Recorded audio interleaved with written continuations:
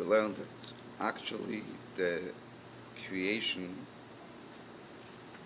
doesn't help a self-existence, because naturally everything didn't exist.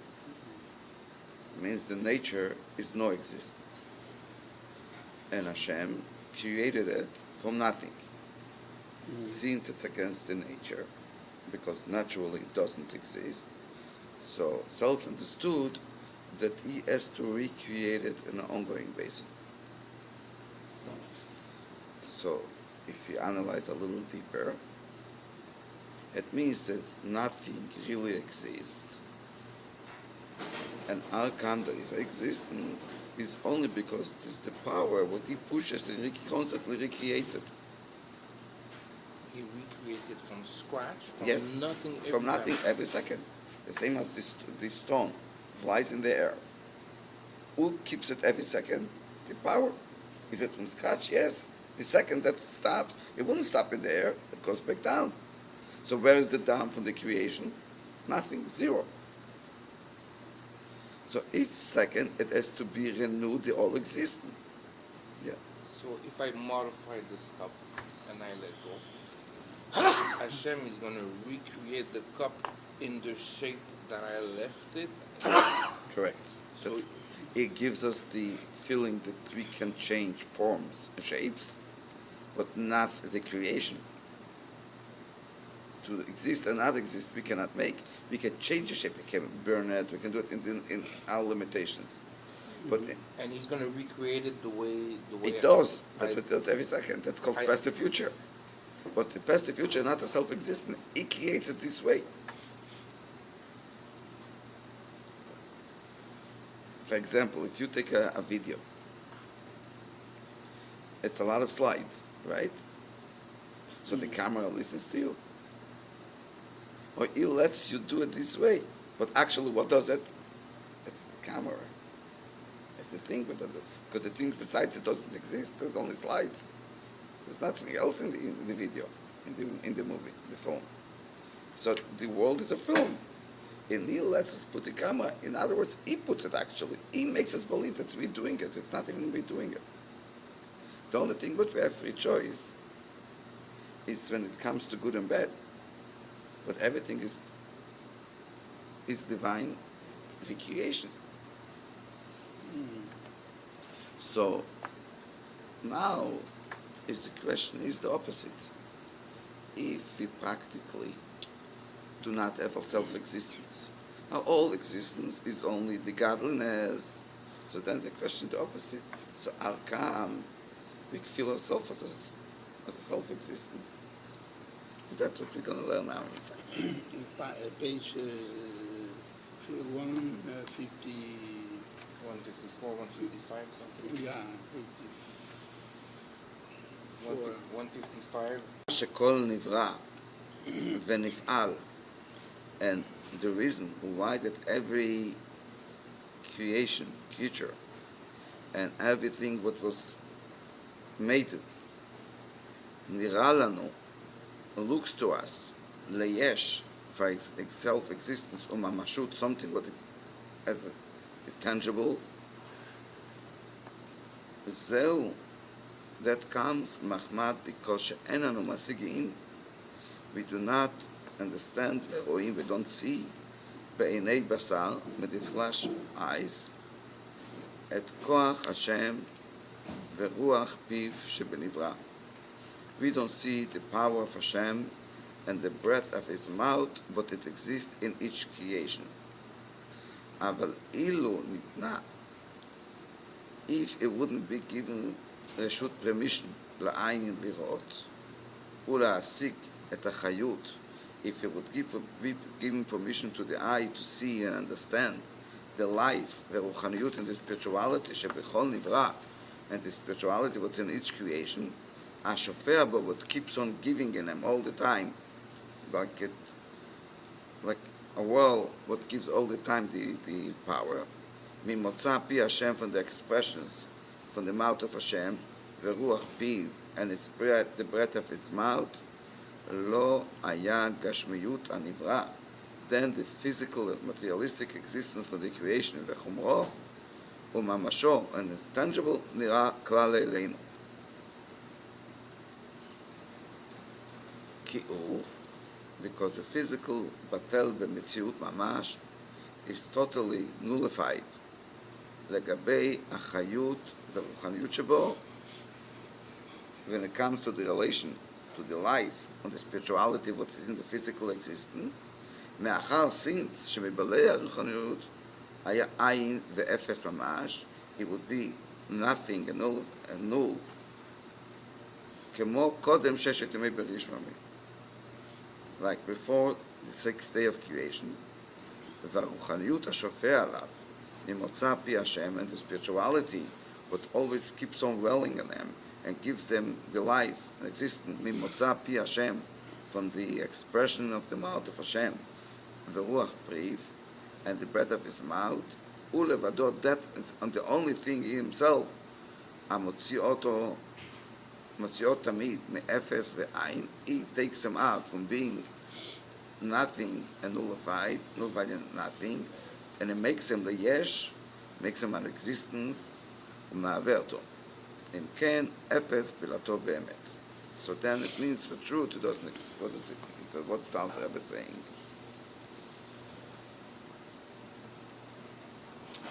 Practically, the Alter Rebbe starts explanation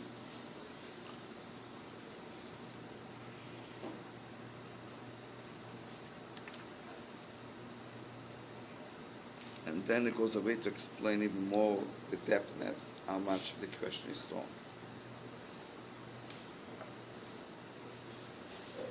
I will use a very extreme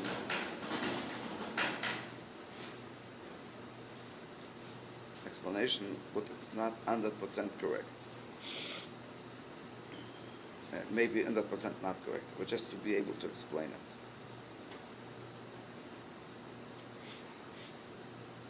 Life is like an illusion. There's the truth, the reality, and the way we see life. The truth is that we unplug it because the thing is blocked. the truth is that we do not have a self-existence. Because each moment, life has to be renewed, existence to be recreated. So actually, there isn't something, what you say you infuse. If you have a motor, you connect it to the electricity, to the energy. There is a motor, the energy is renewed. The fuel makes the car go, but there is a car. Here we're talking the all existence doesn't exist by himself. So who gives the existence? That's the spiritual power that comes from Hashem and get transformed to physical. So actually there isn't a physical existence. There's always a transformation from the spirituality and the power. In other words, what really exists is the spirituality. Just this spirituality is like getting translated and shown in such a way. So, but the physical existence by himself actually doesn't exist. But God gave us the feeling, the illusion that we do exist. Like we'll take if someone looks on a movie. Does he see a lot of slides or see one big movie? Sees a movie. Is that correct? No, it's an illusion. You make it so fast so the eye doesn't catch it, so it looks like one big movie, but actually it's not. In other words, the same as we would have feel the first moment of creation, that actually happens each moment. And in the first moment of creation, the creature was created is actually not even there, because it's only an expression from Hashem. In other words, there's two dimensions to it. How much do we exist? And then let's say we do exist. Should we feel that we are our own existence, a self-existence, a tangible existence, or we should feel always the source? If we are a self-existence, then we should feel a self. But if we constantly have to be recreated, re-given life, so how can we feel even that we are tangible existence? And the worse than that, how come we do not feel the real source of life? By us going around and waking up in the morning and feeling me and I, it's a lie. It's not me and I. So how come we feel this way? So the answer is actually divided in a few parts. First of all, if we would constantly feel the source of life, would we be able to feel ourselves as a creation? No. We were constantly existing only because there's a spiritual existence. So do we have a physical existence, physical, tangible existence? We don't. That's why if Hashem wants us to exist as a physical creation, He has to hide the source. That's why since the source was hidden, in other words, we were not given permission in our level to see the spirituality, to see the power of Hashem, what comes from His expression of His mouth and the breath of His mouth. We cannot see it. That's why, since we don't, so for us it's like it doesn't exist. In our feeling, in a daily feeling, it's like it doesn't exist. Since we do not feel the existence of the source of life, of the spiritual side, so automatically what do we feel? Our own feeling. So we're going around like a certain illusion that we exist. But actually it's just an illusion from one point of view. I think it's not correct, but let's say, why do I say it's not correct? Because in the first verse in the Torah, how does it start? Bereshit, bara, in the first thing, in the beginning of the creation. So the Torah says there is a creation or there isn't a creation. But logical wise, we are not created. We are only expression of the breath of the mouth of Hashem, of the expressions of Hashem, and we do not exist. The reason why can we feel that we do exist, why do we feel that as tangible existence? It's because He was hiding, the source is hidden. We do not have permission to see it. We do not have permission to understand it. So we cannot see it, we cannot understand it. So automatically, what do we feel? Ourselves. So that's why we go around with the illusion that they have a self-existence. And it's an interesting thing. In 1970, at that time, history was a very big day, and the 10th of Shvat. 10th of Shvat is the day that the previous Rebbe passed away, and the Rebbe became Rebbe. That was 1950, when the previous Rebbe passed away, the 10th of Shvat. 1970, that was 20 years. The previous Rebbe, at the time of the Holocaust, started to write a special Sefer Torah. That Sefer Torah was to receive Mashiach. The previous Rebbe started, and he said he doesn't want to do it himself. He wants to look apart, and he started to write the Torah for Mashiach. Then one day he stopped. Hasidim knew about the Sefer Torah because it's a public thing. They knew they didn't finish. At that time, it was the 10th of Shvat, 20 years. It became a movement that 20 years, and the previous Rebbe gave a special essay with 20 chapters. It was finished. And Hasidim were sure that the Rebbe is going to reveal himself, Mashiach is coming. So Hasidim asked the Rebbe before that to finish up the Sefer Torah. And the Rebbe accepted it. And they finished the Sefer Torah and they brought it into 770 that day. It was a Friday. A lot of Hasidim from all over the world come to the Rebbe to celebrate the Elul of the previous Rebbe and to be with the Rebbe. That was the 10th of Shvat. And the guest was there until it was charters coming from Israel, from all over. And they were there till the 20th of Shvat. And they have to leave in the afternoon. The plane left, late afternoon, evening. So they wanted to say the Rebbe goodbye. So they wanted to come to Mincha, and then from there, from 770 to go to the airport.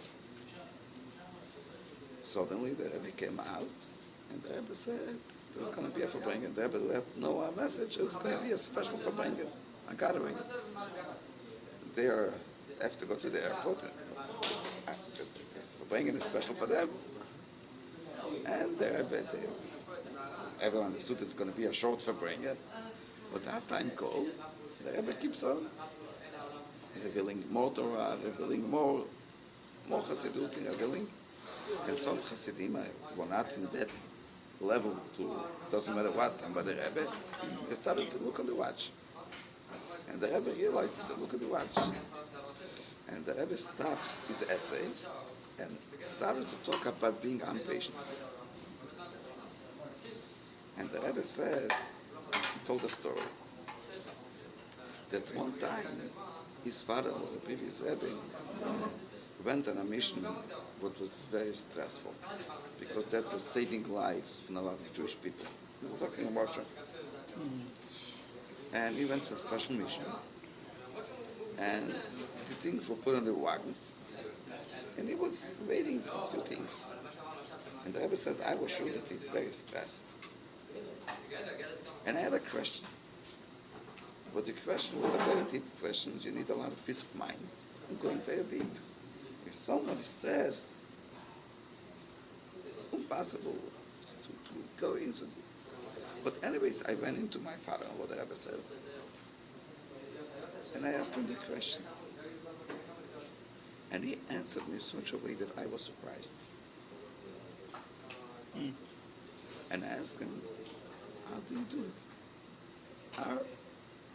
So the previous Rebbe answered, there's one of the Jewish sages, his name was the Rashba.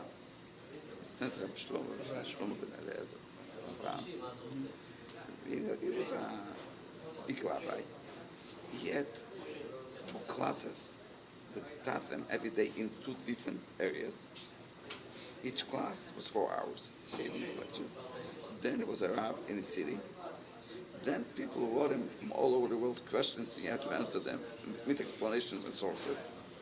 And yet, he had time every day to go for a walk in the garden. And you go for a walk in the garden, you go very peacefully. You need a peace of mind for that. It's not jogging, it's taking a walk to relaxation. And why? Because he was an organized person. When you are organized, you are not stressed. Each one has his timing. Part of organization is organization in your mind. So that's time for that, that's time for that. Nothing contradicts, nothing goes according. Not every time you think about it, think about the past. If you organize everything. And the Rebbe turns and says, the plane that you have to fly is not created yet. So what are you stressed for? The plane doesn't exist even. And you are stressed from that. In other words, the Rebbe says, if you want to be organized, there's a simple way how to do it. Your mind has to be that everything in life will be created for the best. So that's why there is nothing that exists. So actually there is a creation each moment. But why do we not feel it? Because there's a godly illusion what it actually is existing that gives us the feeling that we have a tangible self-existence. But practical, we are recreated each moment. Now we have to understand how is it. So if death cover-up wouldn't exist, we would not be able to feel that we exist. What? We would not be able to feel that we have a self-existence. I'll just give an example. The Rebbe goes on much stronger. If you take a candle in a bright, shiny day, and you take the candle and put it in front of the sun, would you see the candle? Like it doesn't exist at all. No. It's already. If you take the power of Hashem, that makes us, we are nothing compared to that power. Exactly. So we are like never created. Yeah. So if that would be revealed to us, we wouldn't exist. And that's why Hashem covers it up, doesn't give us permission, meaning we are not in the level to be able to see it. In other words, He created, let's call it a patent, how to cover up the source so we feel that we really exist. And now, later on, the Alter Rebbe is going to explain how far we are nullified and how strong is the existence, both ways.